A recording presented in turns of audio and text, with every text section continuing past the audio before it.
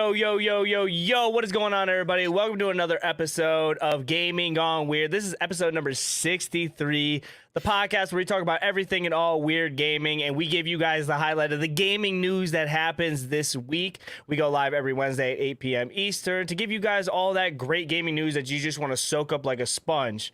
To my right, obviously, we don't have Peter, thank you on that one. We have someone that I love and adore very much, my source of Pokemon news, and the guy that also is running the same Pokemon TCG deck as me, that we also talked about on Discord.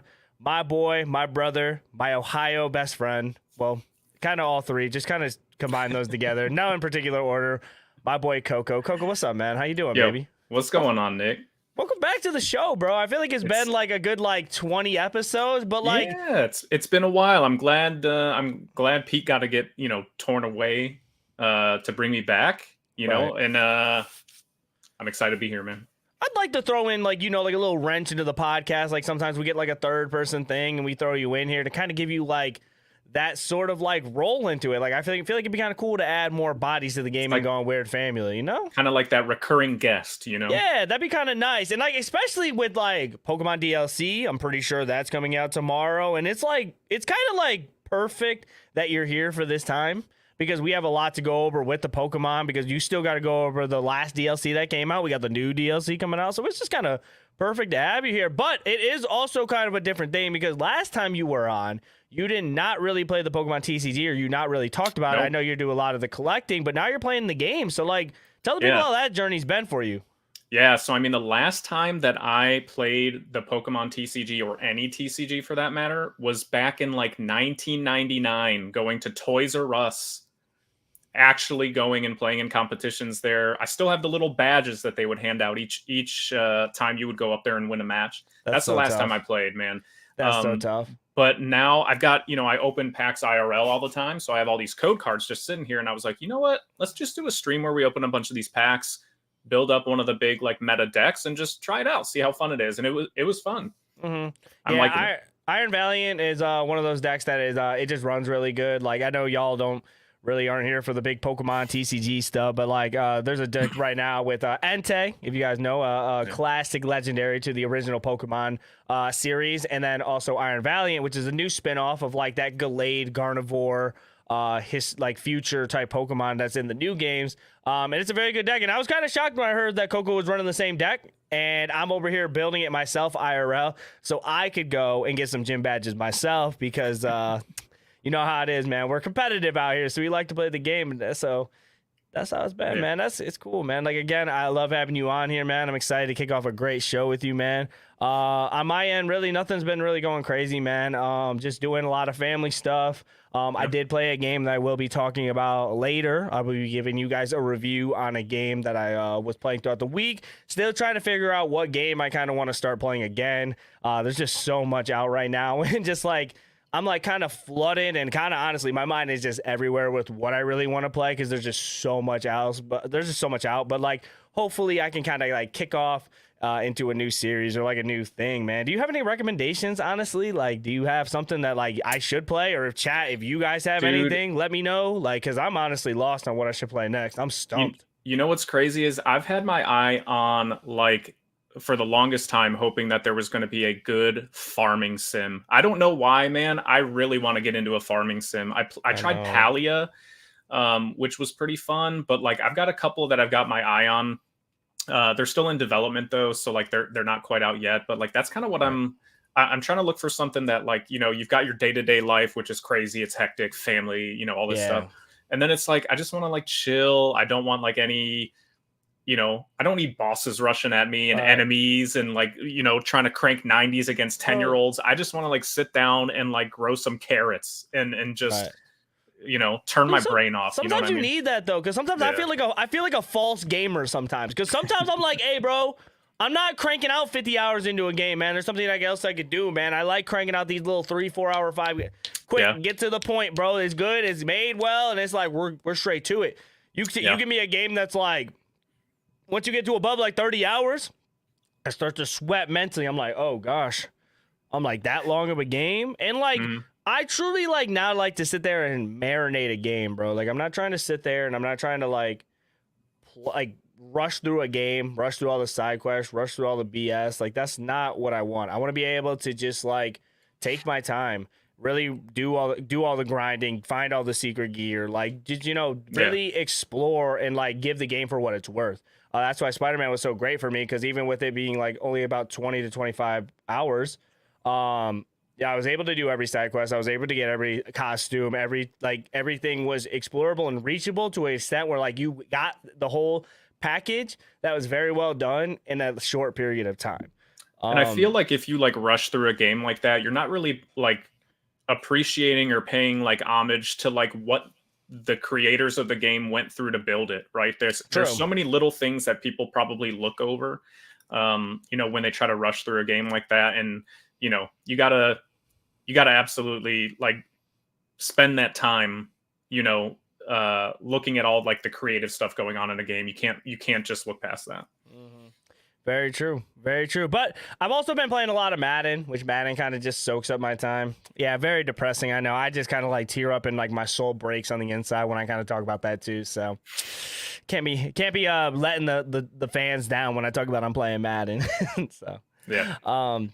Well, again, thank you guys for being here for episode number 63 of Gaming Gone Weird. We have a lot in store. Well, we're going to be talking about Grand Theft Auto, a little bit of Pokemon, a little bit of games that we've been playing, and me and Coco also have a little debate challenge that we are going to go off and kick off with each other. If you guys want to help support Gaming Gone Weird and know your news in general, please just do the simple stuff. Like, I don't like to sit here and like beg or whatever, but like, I mean, honestly, like liking is free, commenting does help, and subscribing and telling a friend is absolutely priceless. You can't put a price on that, and it helps out so much more than you guys think for us being a small gaming podcast. So make sure you guys do the little stuff, and if you guys want to also contribute money wise, you guys can become a member on YouTube, or you guys can send a KYN chat at kynchat.com. Have your guys' questions pop up on the screen. Me and Coco could read them, answer them live, and you're keeping the lights on, keeping me, Coco, Ghost, anybody that's on the show happy, and keeping weird gaming alive. I'm going to have Coco kick it off with the question of the day. I was doing so hot, too, man. Go ahead and kick it off with the question of the day. Let me get a breather. Right. Let me get a sip of this water. Question of the day. It's a good one, Nick. Who's the best video game villain of all time? I've thought about this. This is what you think? This is kind of a very hard one, because if you're going to talk about the greatest villain, it's got to be like top tier, someone that you see all the time, someone that kind of gave you like a fight for your money, and someone that just like is always in the game. Right. I'm very stumped on this though, because I don't know, like in video games, especially when we're playing, I feel like there's like a villain or like a character that's just like a lot of the times I feel like they're watered down and you beat them very easily. When I think of like a good villain, I think of like something that you see in a movie, because the villain is always like cracked up to be like the tough guy, and the battle always seems so back and forth. But when you're playing a video game and the final boss, there's nothing like a villain that really like strikes you as hard. So if I want to go off as like one of maybe like the hardest video game characters or like bosses that I played, it has to be the Elden Lord from Elden Ring. I think that guy was just like absolutely gruesome, painful. When I'm talking like 6 to 7 hours of just trying to beat this boss, to not so much to say he was a villain, to like the whole game. It was just like the final boss to one of the most memorable games that I grinded out through all of like, I guess that would be 2022. Or it'd be 2022. That all the time and all the pain that I suffered, and him being the last guy that just beat, I think that kind of just like takes the cake for being like one of my toughest villains and one of my toughest battles that I had to overcome. Right. Yeah, and that's definitely a good one. I mean, I think when I'm thinking about like best video game villain, you do have like, the people who are going to say Bowser, or even people who are going to say like Dr. Robotnik from like Sonic, but like that's like a good one. Why did I not say that? But like you said, they're known for being kind of easy, right? Like Bowser takes a couple hits. It's nothing crazy. So like if we're really gonna go with like difficulty, that kind of thing, I think for me it would probably be like Dr. Wily from all the Mega Man games. He was always coming up with those like different, Cut Man and like all those different things. Those were his creations, right? And I mean, that whole series of games is always very difficult. So like, and a lot of people don't think so because it's like these old Nintendo games. Those were tough games. Mega Man was like had to be up there for like. I mean, I think some of the older games are actually have like a higher difficulty scale than like some of these newer games that come out. I feel like now people want to make video games a little bit easier to kind of just get more of an audience to play it. But then there's also that audience. It's either like it's too easy or it's hard as crap. Yeah, and they just want to make it like ground. they want to make it like Elden Ring hard. But Mega Man was one of those games where you had like timing was so precision. Yeah. So because it was a side scroller, it was puzzly, it was like timing. There's a lot of cool stuff. Mm-hmm. I had a lot of good answers from Pete, even though Pete's not here. He is giving a lot of good ones. He did say the devil from Cuphead was very good. Yeah. Cooldown said Handsome Jack. Pyramid Head from Silent Hill. These are a lot of good ones too. Yeah, those are good. He said the devil fight was very intense. Yeah, a lot of really good villains that I think could take the cake. I do like the answer of like Sonic and Bowser, because when you think about them, you think of like nostalgia, and you think about like an image, or you think of like a game, like putting its stamp like for that game of being like a more familiar face when it comes to a villain. Sure. You think of Bowser all the time. Bowser's always a villain in all the Mario games. He keeps on returning and returning and returning. But like we said, has Bowser ever been hard to beat? Not really. No. Has Eggman ever been that much of a pain to where you're just like, okay, man, like Eggman is that guy. He's that tough of a boss. No. 99% of the time, he's just a big old rolling egg that just likes to make creations that makes it hard on you. So I guess it depends on where you want to really lean that question to.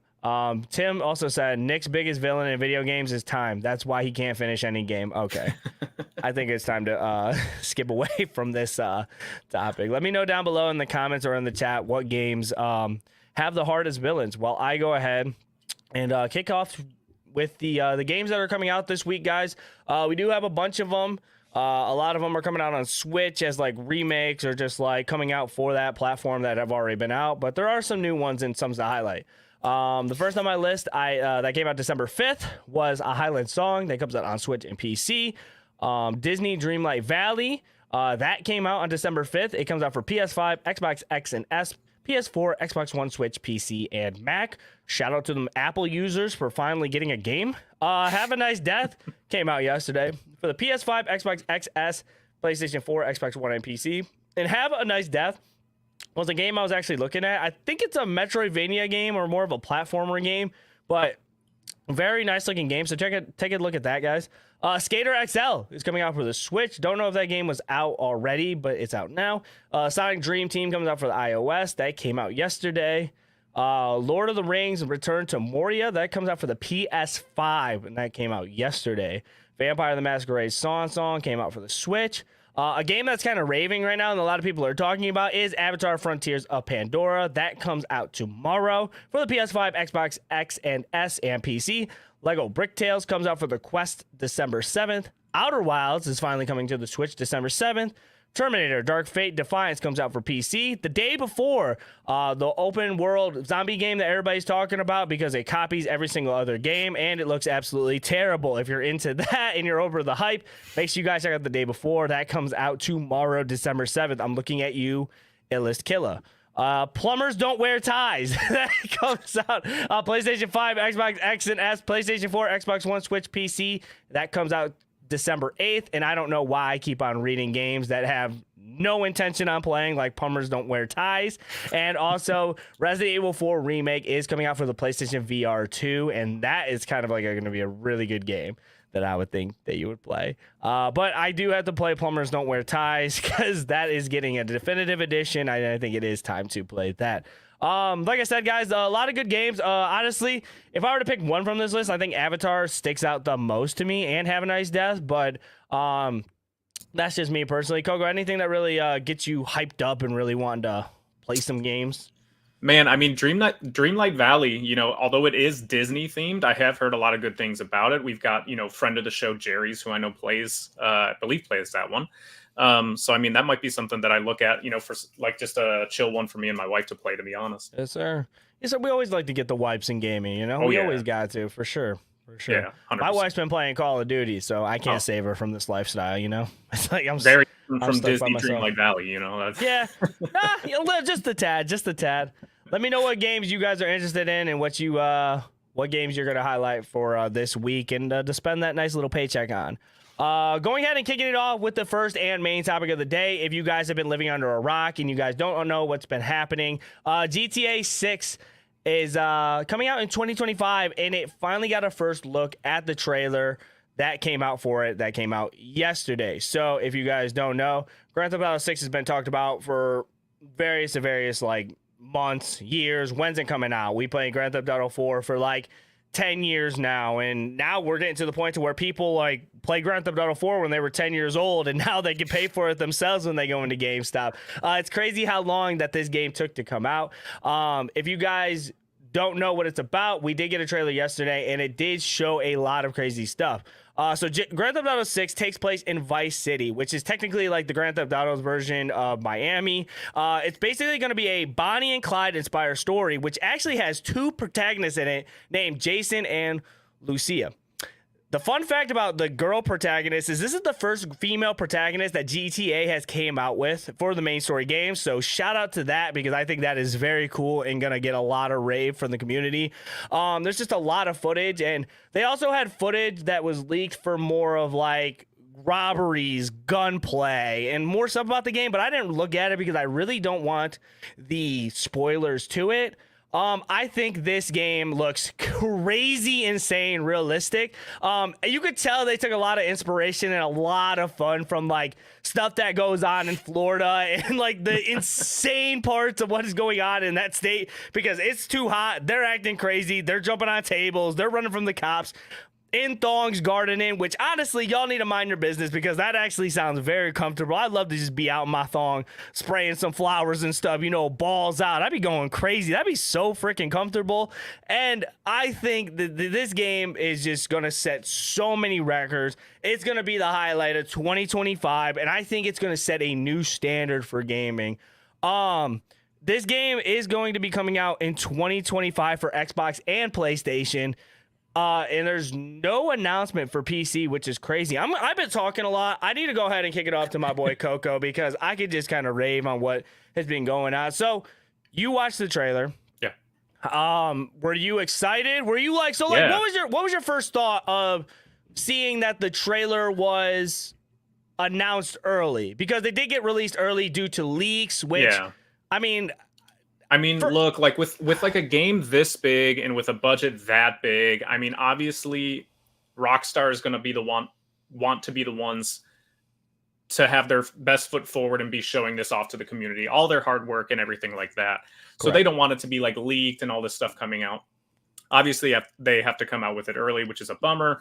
But you know, that just is what it is. But I mean, the elephant in the room, obviously, that sucks, is that it's not coming out till 2025. So there's all this hype behind the game very early, but you're going to have to wait. And we don't know when in 2025. It could be December of 2025. You have no idea. So we might not be getting this game for 2 years, you know, at the longest.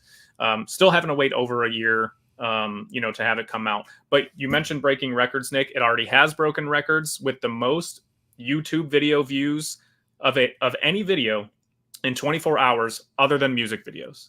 That's previously being insane. One of Mr. Beast's videos, which he was not mad about, or he was definitely mad about on Twitter. So yeah, so I mean this has a lot of eyes on it. It's gonna, you know, have a lot of hype behind it the whole way. I'm hoping that they have maybe, you know, small trailers along the way, and we don't have to wait until way closer until release. Correct. But I'm excited for it. I'm not even a person that would normally play this type of game. I'm hyped for it because of the content it can drive, the industry that it's going to push forward, you know, the gaming industry, you know, by a ton. So I am, you know, really excited to see what the game does. I think it's kind of crazy, like, after seeing the trailer drop and the immediate love and the immediate rave that, like, Twitter went on about it. I was low-key salty about it. I wouldn't say salty, but I was low-key just like, everybody was just gargling this up, like, big time. Like, everybody was super hyped about the trailer, which, understand, like, sitting it after 24 hours, watching it, kind of going over it. I'm like, hey, man, that's one of the, like, that's a really good game trailer that just, you know, for something that we've been waiting for a really long time, I don't think it disappointed at all. I think with the expectations that Grand Theft Auto 6 has, based on how good Grand Theft Auto 5 was, how good the previous ones were, I think that this was like very good, and I think the expectations are already pointing in a great direction. Even though we didn't see like a lot of gameplay, even just looking at the cinematics, how everything looked, them throwing in the crazy and wildness and saying like, look, we're not even turning it down a notch. We're gonna go ahead and actually increase it a lot. And I think that was very cool for them to say, no, we're not slowing down for nothing. We're not doing it for nobody. It getting around, like, I think last time I checked, it had 110 million views for a trailer. Like, something that was beating, think of games like Tears of the Kingdom, that is up for Game of the Year. Think of a lot of games like that. Starfield, it definitely outdid that. And we're talking about a game like this that, I mean, like, it already has such a community when it comes to anything. Like, the stories are always good.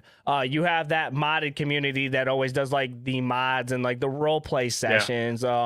You have, like, famous people. Like, I see T Grizzly kind of just take over the game and kind of just start his own server. Aiden Ross, I know, is on it a lot. The Kai Cenats of the world. And I think it's going to be great. I know it is. Did you see Elon Musk tweet about GTA? Yep. I wish I would have saved it. He was talking about, I didn't play GTA 5 because there's a lot of violence in it. Like, really? Yeah, he actually specifically said because you had to kill a police officer, that's why he didn't want to play the game. Correct. So that's like specifically what he said, which I found interesting. Mm-hmm. It's like, what were you the type of gamer to where you were playing Grand Theft Auto or Midnight Club and you were stopping at the red lights waiting for it to turn green? You know, he was playing Super Mario. He was playing Mario 64 and he did not drop the penguin off the cliff. I mean, come on. Who didn't drop the penguin off the cliff? I remember just like, I was just appetized. I was appetized. That penguin was getting chucked, bro. No ifs, ands, or buts about it. You know, when we talked about the biggest villain in games, it was all of us when we played Super Mario 64. Maybe we need to look in the mirror and say, like, I'm the biggest villain because you chucked the penguin. Yeah, and you chucked the penguin. Like, keep that in your thoughts. Try to sleep at night when you're thinking about that. But back to GTA a little bit, Nick. The one thing that I will be interested to see is kind of like you said, like GTA 5 was big. It had this huge community. It did kind of like die down a little bit and then got like this huge resurgence behind these custom servers, the modded servers, and just the role-playing aspect of it. I wonder if, obviously that's going to be on Rockstar's radar. So, like, I wonder how they're going to build that in, if at all, to help kind of keep that, like, portion of the game alive and thrive early, which would be really cool, obviously. I mean, social media is supposed to be playing a big part in the game itself. So you would imagine that maybe there is going to be something that's, related to that, some sort of, like, streamer mode type of things that other games have added before. So I'm definitely interested to see how they're going to play into that.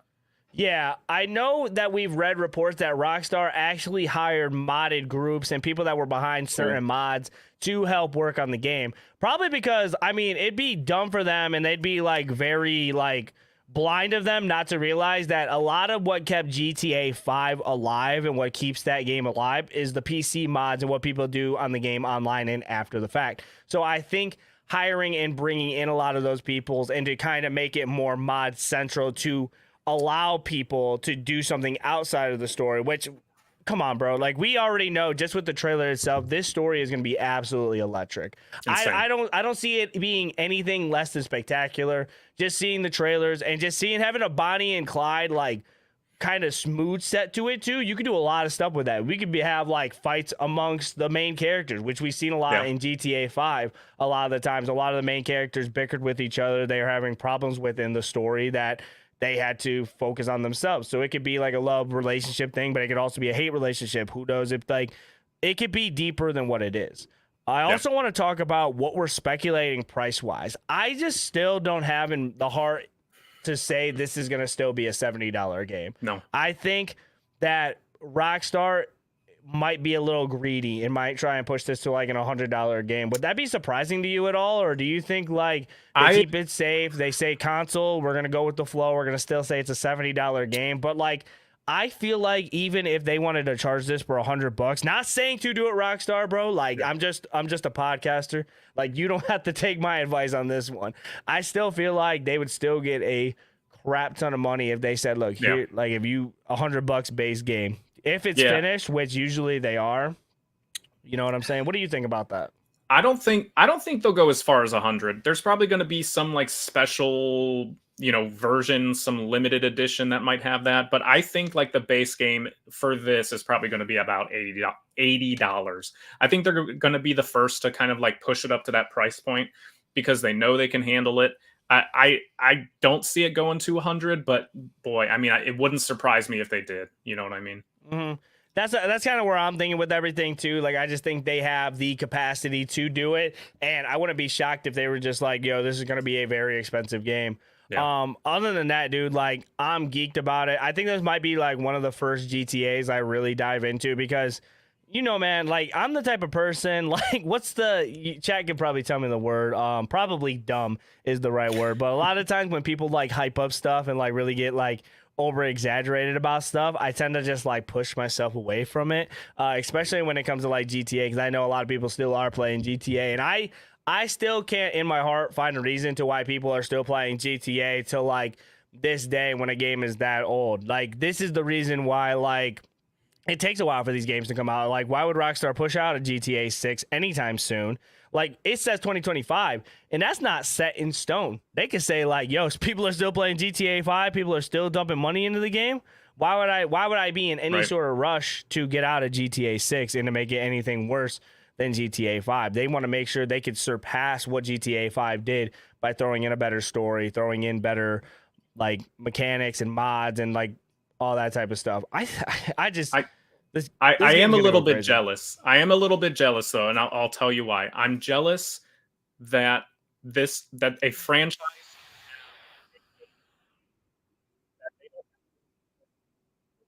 multiple years and the fans love it. I wish I had a thing that I was a fandom of that didn't have to re-release a game other than Rocket League. I mean, could you imagine for me, Nick, a Pokemon game that I was playing for 8 years? Right? Or for you, a Madden game or a Sonic game that you were continually playing for that many years because it was that good. I don't want to throw up thinking that I play a Madden game for 8 years straight.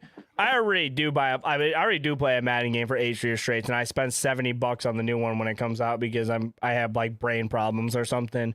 But yeah, that would be the best case scenario because like even for you, like you being a Pokemon fan, Pokemon loves to release stuff like very, very frequently. So for you to sit there and be like, oh man, I just want to sit here and enjoy the new world, because like once you got to beat the story, it's like, hey man, make your own fun.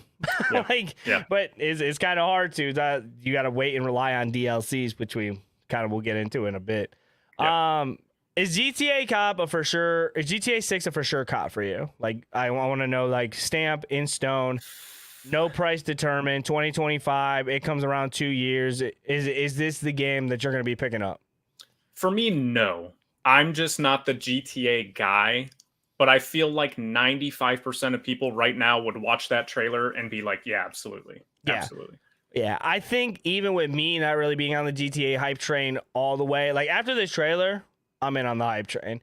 I think for me, this will be a game that I do pick up day one regardless. I think this is already like overpassing expectations, and I loved everything. I loved the beach. I loved the way the buildings looked. I loved the way that the characters looked. I loved all the crazy. Like, this is just like a little glimpse of what could be in the game. And GTA is one of those games where it's like you make the fun. And with everything that you could do in this game, I think you're going to have no problem making fun.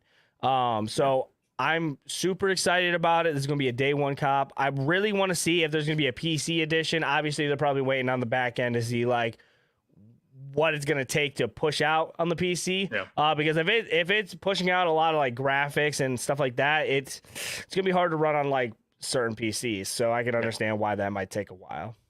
Definitely. Let me know what you guys think about GTA 6, man. I think the game is already going to do like very great. I wouldn't be surprised if this is the best game of all time that gets released. Game of the year 2025 already locked, huh? 2025? I don't know. Maybe if they remake another Resident Evil, it might win that, or just like a random like Super Mario game, it will. So Coco, I think it's time we get into our little debate here before we kick it off into the next topic. So Yeah, I'm ready. if you guys obviously the holidays are here. If you celebrate Christmas, if you don't celebrate Christmas, or whatever you do, celebrate for the holidays. Me and Coco are gonna have a little debate about what we think the best game would be to get for someone for the holidays. It's probably someone you admire. It could be like a nephew, a cousin. It could be your dad, your father. I want to go ahead and pick his brain. And since he is the guest, he does get to go first. And we're going to kind of go back and forth. And we're going to have the chat kind of decide what game you would rather get for a Christmas present or a holiday present for the holidays between me and Coco. So, Coco, go ahead and kick it off. What game do you think is the best game to get for the holidays? Before I say the name of the game, I'm going to tell you everything that this game brings to the table. It's a Nintendo game, so it's going to be on the Switch. I got to stay true to my Nintendo roots here, as you can see in the room. It's on the Switch. Yeah, you're cooked. There is a lot of stuff to find in this game. It's very fun. You're cooked. It is a big name in the franchise. I know where you're going. It's going to be on sale. You have no idea where I'm going. You're cooked. You have no idea where I'm going. It's on sale right now, which is rare for Nintendo games. So you can find this game usually for new for about like $40. You can play it with anybody in the family. You can play multiplayer. I'm talking about one of my favorite games of all time, Super Mario Odyssey. It seems like a weird pick, but hear me out here. This game's not new, okay? This game's not new, but it's underappreciated. It was a fantastic game, really great graphics, really great music, a great story, lots to explore. So if you're like a completionist out there and, think of like, Breath of the Wild had those little Korok seeds or whatever they're called. You have the moons in Super Mario Odyssey. Really awesome game, on sale. I think it's a no-brainer for a kid who's 10 or an adult who's 30. I've got it on my shelf. One of my favorite games still. Love it. What do you got, Nick? Like Madden 25? Like, what are you going to have as your favorite game, dude? I don't know. Like, what are you going to have as your favorite game? I think I have a few questions about Odyssey. I do. Okay, so like to kind of like, I'll give you the little benefit. Like, I think Odyssey is a great game, and I think it does wonders. But like, the game I'm talking about. Different game. Wonders of the new Mario, Nick. Right. We're talking wonders. We're talking... All right. To kind of like, you know what I'm saying? Like, the game I'm thinking of, it reenacts a sport. America's sport. No, kid, we're talking Madden 24. Madden.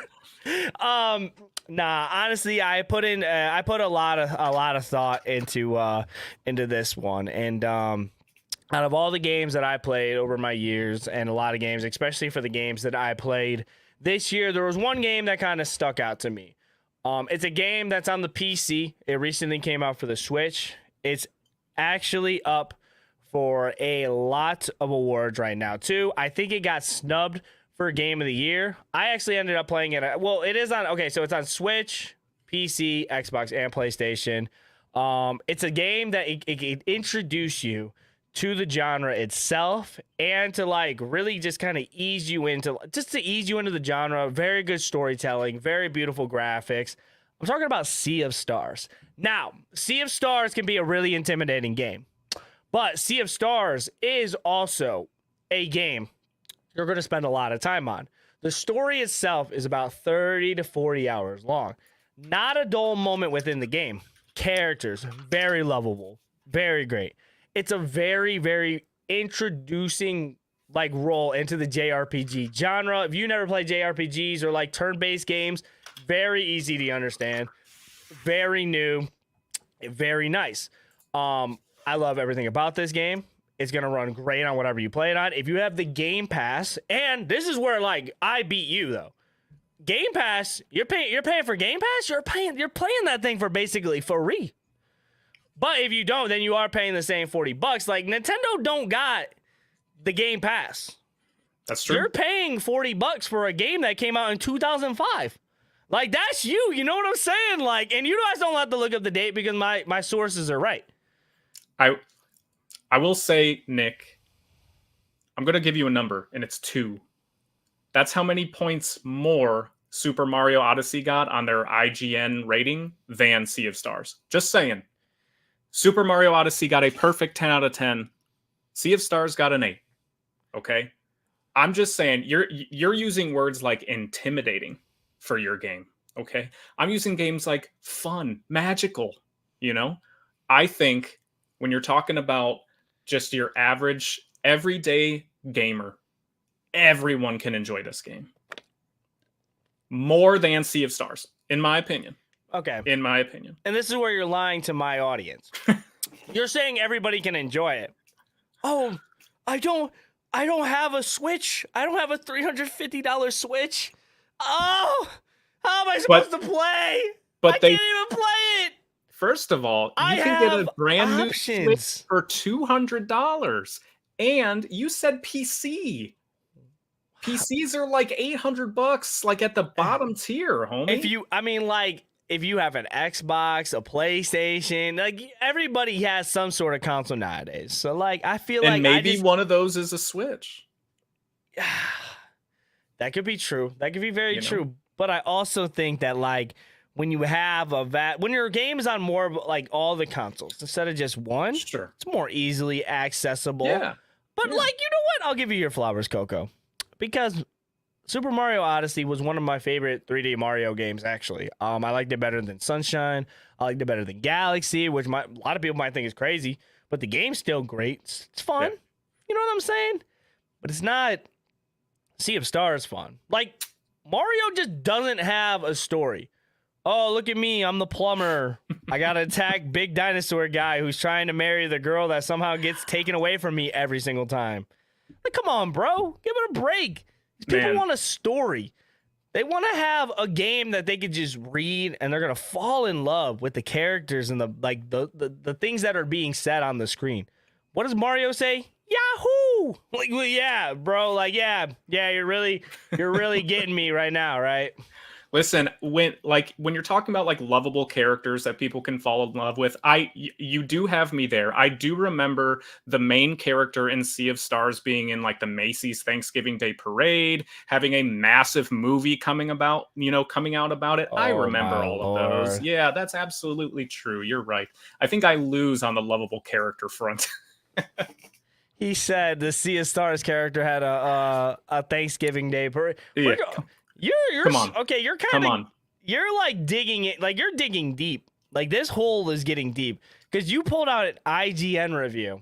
All right, like that's kind of perfect. That's kind of wild. Like perfect. IGN, like come on. My review is, even though they're 20 years later, they're more reliable. You feel me? At the same time, like we're talking about floats now. Now we have floats. Hey. You did an impersonation of my character, and it was a terrible one. Yahoo! Okay. That would make Charles Martinet, the voice actor, the former voice actor, very sad. Very sad. I think we could all agree. Well, we'll let chat decide. I'll give them a minute. What game would you guys rather have for Christmas? Sea of Stars or Mario Odyssey? Regardless, it's going to be a good Christmas for a gamer. There's a lot of options. I think they're going to be happy regardless of whatever game they get. I'm just kind of curious. I'm just like shooting my shot here. You know what I'm saying? I need to know from the chat because chat knows all. Chat would really, really want this game. If they had to open it up and they were like, yes, Christmas is here. I'm ready to just crack open the game and I'm ready to just play. Let me know. I'm going to go ahead and just kick it off into the next topic while I let you guys vote. Because obviously we got things like Golem would be a great gift. Yeah, that's true. If you were bad and you wanted coal in your stopping. Yeah, that's the equivalent of gaming coal. Yeah, very good. So Cooldown said Odyssey is more my speed of game. Okay, so we're paying our viewers. That's very nice. Gaming Gambit says, I want Sea of Stars, but Odyssey is too good. He couldn't even spell the name of your game right. That's how you know. Sea of Stars. That's how you know. I'm getting Nick's Skull Island and Golem. I didn't know I was bad this holiday season. I really don't want that. I'll get you Madden 12. It's probably better than the new Madden. I will accept that, and I will update the rosters for sure. Let me know what you guys think down below of the 2 games that we talked about. I think, Coco, you honestly wrapped it up, man. At first, I was going to say Dave the Diver, and mid-topic, I did switch it up. You know what I'm saying? Mario's a great game. I honestly thought you were going to kick it off into Tears of the Kingdom. What about that game's too hard, brother? That game is too hard. But hey, you kind of like saved yourself there. You know, getting into a game that I played that isn't too hard, that is a very good game to play, that is also a weird game, so it fits the title of Gaming Gone Weird. We're going to go ahead and talk about a game that I played. That's on the Xbox Game Pass. That is called Frog Detective, The Entire Mystery. So, I've been kind of raving this about on Twitter.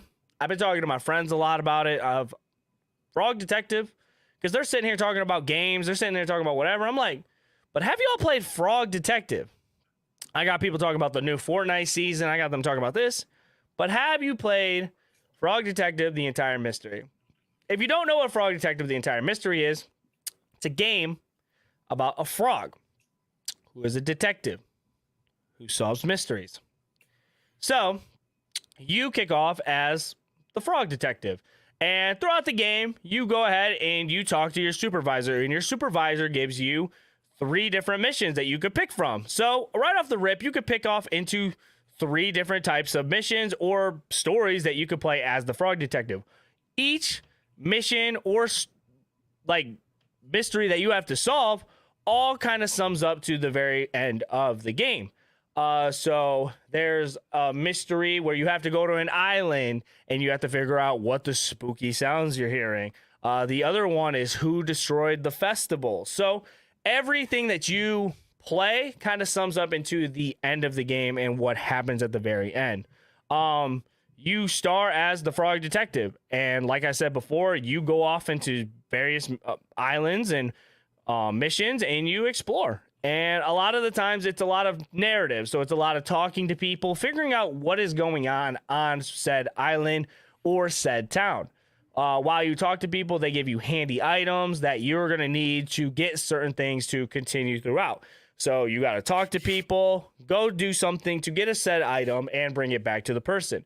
So the whole time you're a frog, you're figuring out mysteries, and you're getting a good, funny story while you're playing the game.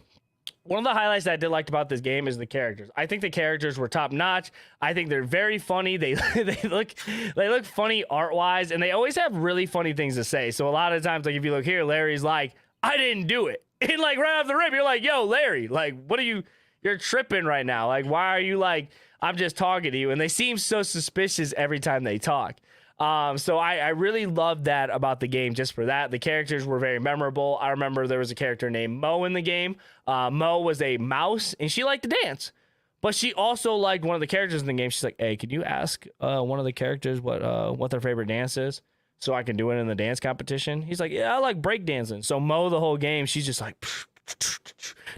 And it's so funny to see it in like certain like art forms and everything else. Frog Detective also, it was made by, I think it was Worm Club or Book Club. Don't quote me on that. I'm sorry if I said it wrong. But the person that made the game also pops up in the game and like kind of like reenacts and talks about certain situations. Like in this little image, it talks about, "Hey, you shouldn't read books because books don't give you good information." And I thought it was funny that she came up and she's like, "Yeah, sorry to interrupt this, but books are very good for information."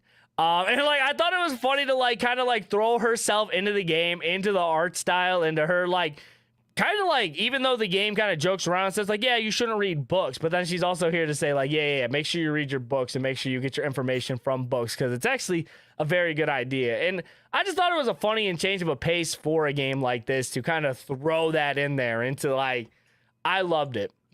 I don't want to spoil too much of the game.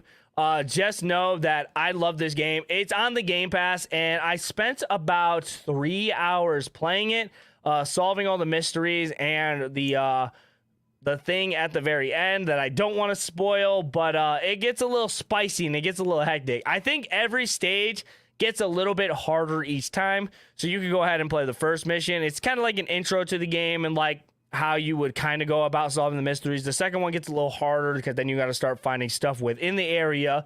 And then also the third one, the final mission, gets very hard because then you're like finding a lot of different stuff. You get a scooter to roam around, and it kind of like sums everything together.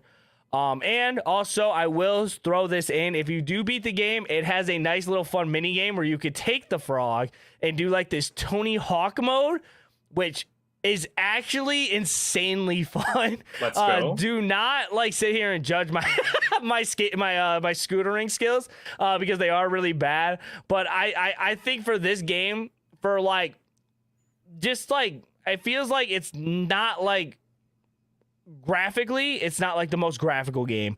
It's not like, oh, the most story driven. It does just enough to keep you interested, to keep you laughing, and it's just like a fun game. Like me and Will, we just sat on the couch and we played it together. We grinded it out. I remember chuckling. He was chuckling at some of the characters because they look funny.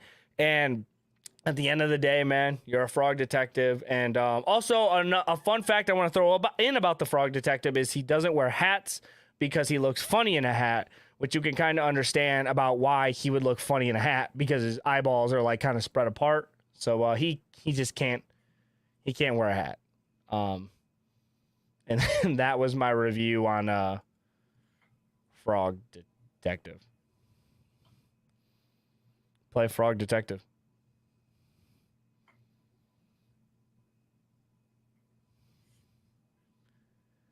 All right, guys, it was good shit. No, no, but in all seriousness, man, I wanted to throw that review in there because I've been playing Frog Detective for it was a nice little game that I was like, you know what? I'm not doing nothing right now. I really don't. I'm intimidated to load up Final Fantasy, so I tossed in Frog Detective. And if you have the Game Pass, dude, just go ahead and launch it up. Like, you don't really need to like pay attention or have like the super amount of skill to play it. It's just something you sit back on the couch, grind out for 3-4 hours, play it, and just like understand the story, and just it's just cool. And then like the achievements are really easy to get as well. So like it has a little bit of everything for everyone in that game. So I expect Coco to play the game, come back on for his take on Frog Detective. You know, honestly, I want to get your feedback. Actually, what do you think? Jumping at the opportunity to play that game, Nick. No, I'm surprised you didn't have that as your holiday pick. Frog Detective. I mean, who wouldn't love to get Frog Detective? I'm waiting to like see if I can get like an ugly sweater with Frog Detective on it. There you go. Maybe ask the creator, and then it says like on the back, it said like books are bad. You know. Right. Yeah, books are terrible for you. Yeah. I also, but the only reason he's not my profile picture yet is because I wanted to put the evolution of Fue Coco into my profile picture. The middle stage, the bigger guy with the sombrero. Oh, there you go. Yeah, Crocolore. Yeah. Crocolore. Yeah, sorry. Shows how much I know Pokemon, right? That's right. We always forget the middle evolution. It's okay. Mm-hmm. I mean, it's not the middle. The middle evolution is like the edgy teen in every single one. Yeah, yeah. Full of angst. So if you guys want a funny, short, sweet character game with a bunch of characters, fun game to talk about with your family, play Frog Detective. This is not sponsored by Frog Detective at all. But God, do I love them. But it should be. It should be. I love them. Frog Detective. Dude, I love them. It looks... When they were dancing, when you had that clip of them dancing on the beach, like in the circle, like doing the dance off like this reminds me of like dollar store Animal Crossing. Like, dude, this looks incredible. I was geeked, bro. So Mo is that mouse over there. If you see Mo the mouse, she's in the back. Yeah. They're getting it, though. Like, they are in sync. And they all have their fun little dance moves and stuff. Hey. Hey, when Nick puts out a review for once, hey. Frog don't really got no moves like that, though. Frog, I mean, he's not a dancer. He's a detective. Frog, the Frog Detective gets done dirty in this game. I'm not gonna lie, though. But it's funny because he just like, he goes with it. He's like, oh yeah, that's true. That's very true. Let me know what you guys think about Frog Detective, and let me know when you guys are gonna play it. Kick it off into our last topic of the day. We are going to go ahead and kick it off into some Pokemon hype because we do have the Pokemon God himself with us. Before we kick into this, though, guys, I do want to emphasize that I appreciate everybody that's in here. All the live members that I see right off the rip: Gaming Gambit, Tim, Ghost, Vino. I think I said Tim. I think I said Cooldown. a lot of you guys, man. Thank you guys all for being here, everybody. I seriously appreciate it. If you guys want to help support the podcast and the channel for free, not a cent at all. We just do emphasize you guys share with a friend, tell people about us, because we do go live every Wednesday and we want more people to experience the weird games that we love to play and the gaming news. So make sure you guys do that real quick. I'll give you guys a second to like it, comment, all that type of stuff. And if you guys are watching this after the fact, thank you guys for being here and making it this long. Obviously, do the same if you guys can. It helps supports everything. And if you guys want to see more of us, subscribe. We go live every Wednesday, and we also have other podcasts that are throughout the show. Like we have a sports one, Out of Bounds, which is very great. I do love their takes on sports ball, because I'm not the best at talking about football, so I let them do that. But we also have like the weird news and stuff that they talk about as well. So I'm going to go ahead and kick this one off to Coco, because he's going to be talking about the hype for the new Pokemon DLC that's coming out. And he's also going to kind of lead that into how the first DLC was, because he ended up playing it, and I kind of want to get his takes on the Teal Mask and how that went. So Coco, the floor is yours, man. Go ahead and tell us about the Indigo disc and what to expect. Yeah, Indigo disc comes out next week on Thursday. It is the second iteration in the DLC. Obviously, the first one being the Teal Mask.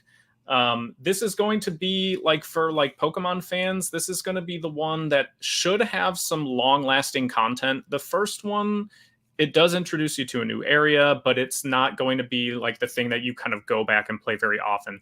The Indigo disc is. So some of the things that we already know about it, which we're actually getting more information about it tomorrow, but some things we know about it already are going to be that there are, I believe every starter is going to be available in this particular DLC. Also, a big slew of legendaries as well. There's also going to be this, I think it's called the Blueberry University or something. Or Blueberry School, whatever it is, but it's basically what you see on the screen now. It's going to be all these different, potential battles, and, similar to the battle tower, the battle ladders from previous games. So we're also going to be getting a new, I don't know if it's considered a mythical or what, but it's called, I think, Nick, is it Tarapago? It's a turtle. But everyone's pretty hyped about the turtle. It's a cute looking Pokemon. So there's a lot to look forward to, but still what goes on, and there's his evolution, I think.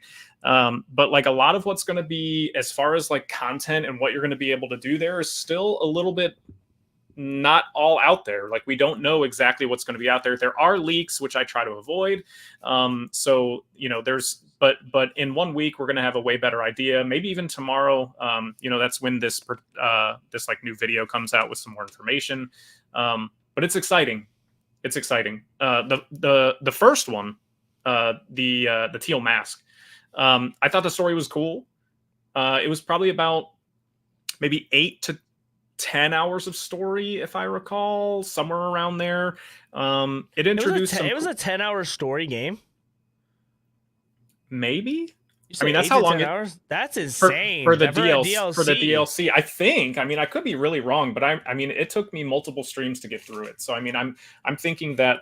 I mean, I guess you're catching Pokemon on the way to. You probably took your time with it too. I felt like you probably explore, and you probably because I'm looking it up. It's around 5 hours, which that's still for a DLC, especially for a Pokemon DLC too. So that was kind of crazy to see as well. But go ahead, continue. Tell us what it introduced some cool characters. It introduced some whiny characters that people didn't like. It introduced some cool Pokemon. I know who you're talking about, bro. It's your mate, the rival that you encounter the whole time, and it's he's like a little kid, and he's always whining. But at the same time, you understand why he's whining. You're okay, bro, I get it, but can you grow up? So it's that kind of thing. But it was fun. It introduced a cool little area. But again, other than kind of going around and doing different shiny hunts and just catching the other Pokemon that you need, there's not a lot of replayable content there. So that's why a lot of people are excited for this second iteration of the DLC. This is going to be the one where, if you remember, back to Sword and Shield, the second part of the DLC is where they introduced the Dynamax adventures. which is like being able to go through this line of battles and then Right. battle a legendary Pokemon with the idea that, boy, you could get a shiny legendary. So I think that's going to be something, at least along the lines of similarity here with the replayability and things like that. Right.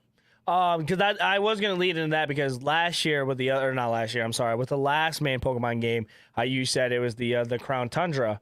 They came out with Dynamax Adventures, and they came out with a way to where you could get all the legendaries in the game. It was a lot easier to maybe shiny hunt for a lot of the Pokemon, and it kind of gave you a reason to want to play it more than just like a story. So Pokemon is kind of going with like a new path, and I feel like they're kind of sticking with this formula. Like, let's do 2 DLCs. The first one, let's give them an extra little bit of story, throw in characters, throw in a few legendaries that could be potentially good, but also just characters that fit the story and to fit what's going on and to fit the theme. Throw in some like familiar mons that people would want to see, give them a Pokedex to try and complete, maybe like 200 mons, keep it light, do a little bit of mini games. There's a lot of new outfits and stuff like that. I'm cool with that.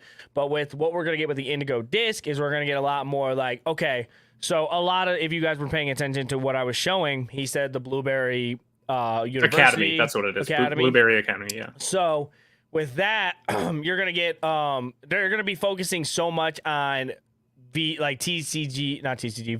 I had it right the first time, which is gonna bring in like new moves. So if you really care about Pokemon's getting like certain moves that like will hit more or have priority or like kind of really change the meta for when it comes to like competitive Pokemon. And I think that's good to kind of keep your game more than just story and make saying like, look, this is the game. If you want to get some competitive mons, I feel like they might throw in an easier way to get some of these mons with better IVs and better stats and easier way to change like certain things like that. It might throw in a new way to get like certain Pokeballs. Like it does like all the stuff that you want to be able to do in the main game, unless it was super hard, and make it a lot easier for you to do in the DLC. I'm kind of excited for it because like I said, I'm really excited to see my main thing I want to see is I do like the giant Raikou, but I am a big fan of these future and like these prehistoric or like these paradox Pokemon. And I really, really, really want to get an Iron Crown on my team. I think Iron Crown is really dope, and it kind of like leads into the fact that like, so we have the Iron Leaves, which is the other legendary from that game for the dogs or whatever. Now we're getting the Iron Crown, which means that we are going to get like an Iron Terrakion, which I think is very cool. And then you're getting the Paradox Prehistoric. You get the Suicune already, which is the I think what is it, Raging Moon or Raging or something. What was it? I don't even know. And I like the game. Yeah, Walking Wake. I'm sorry, Walking Wake. And then you're gonna get the Raikou now, and then you're also gonna get like an Entei now. So I like that it's throwing in a new twist on these legendaries from what that we don't usually get. The Paradox Pokemon has like been a very, very cool subject to me to just like look at, and I'm very excited to see like all the different legendaries in a different type of form. Like I'd like to see, like I think last year too, not last year, Nick, get it together. Last main game, they did the legendary birds, and they made them like Galarian, and that was very cool. So I kind of want to see what they kind of do with that. If everything's going to get a paradox, and only a few things are, or if we're not going to get all the legendaries in the game, I wonder what they're going to do with it. Are you going to be playing day one, Coco? What's the word on that? Yeah, I mean, I'm playing it day one. I'm excited for it. Over 1,000 Pokemon, like Tim says there. Will we ever get all of them in one game? I don't know. I mean, I could see it. It would need a lot of work. But yeah, I mean, well, actually, I don't think they'd all be in one game, right? Because they're going to split up into exclusives into other games. But yeah, I mean, I think they could. That would be interesting. But yeah, I'm definitely playing day one. Definitely excited for it. Cool down. I think the thing with that upper hand is I think it does beat all priority moves, which is kind of I don't think I've ever seen a priority move beat a priority move 100% of the time without speed. So that's kind of crazy actually. But that is very true. Is I wonder if I think like here's my like hot take on that before we sign out is like I feel like when you get 1,000 Pokemon in the game, the whole point I feel like Pokemon is trying to make is they don't want to put 1,000 Pokemon in the game. They want you to experience other Pokemon for what they are. Like, if you had the same Charizard in every game, you would just run Charizard on your team. Like, why not run with a bunch of members of the team that you wouldn't normally run with, instead of just picking the same 6 Pokemon, or like, oh, I'm just gonna get all the starters. They want you to experience all the other mods that they put time, art, care, love, passion, that you could run the game differently with. And I think, like, just like I said, look at yourself in the mirror. Think about that. I also think with like the VGC, having every Pokemon available would be crazy. There would just be way too many like variables and typing and moves and all that stuff. It would probably be too hard for the VGC part of it. And also, like, the same thing, if they all throw in the same mons, then it would just be the same thing competitively too. Like, if something just surpass, because stats don't change. Right. They rarely do. But thank you guys for kicking it for Gaming Gone Weird. This has been episode number 63, and a very good episode because Pete wasn't here. But I'm just kidding, man. We love Pete. Pete, we love you, man.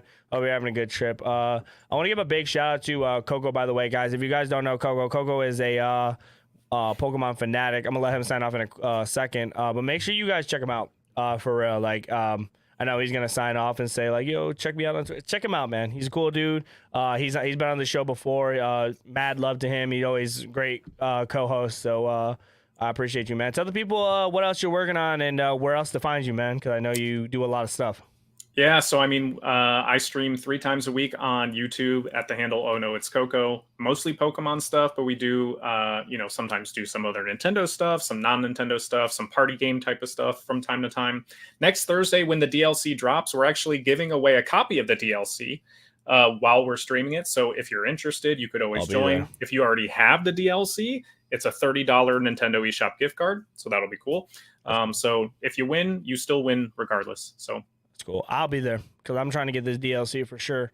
Thank you again, Coco. Before I sign out too, man, a little shameless plug is I will say that the Game Awards is tomorrow. Now, I don't plan on doing anything here for Gaming Gone Weird, but if you guys want to sit and chat, I'm going to host something on Discord. We're all going to sit in a chat. We're all going to watch the Game Awards live, have a few White Claws, have a few drinks, if you're of age, if you have a few drinks, have a few bevs, go over the Game Awards, see what wins, what doesn't. So if you guys want to be a part of that, I would love to have you guys over there, man. Just hit me up on Twitter. Hit me up and I could give you guys the Discord link and we'll go ahead and watch it on there. I do plan on streaming it, so check out Nicktana at You Love Nicktana, on Twitch at You Love Nicktana, and on YouTube at You Love Nicktana. I did release a game review on Mario Wonder, and I've been releasing a lot of shorts on Spider-Man too, so make sure you guys check that out. But seriously, if you guys do want to watch the Game Awards with me, Discord, I don't have a link in here. I don't know if I can post a link in here or they'll ban me. But at the same time, if you guys want to be a part of that, hit me up on Twitter for all that information. Other than that, be safe. Tell someone you love them. Thanks for being weird with us on Gaming Gone Weird. And salute to everybody who kicked it for episode number 63. Next week, 8 p.m. Eastern. Be there, be square. And we're out. Later, guys. Be safe. Bye, everyone.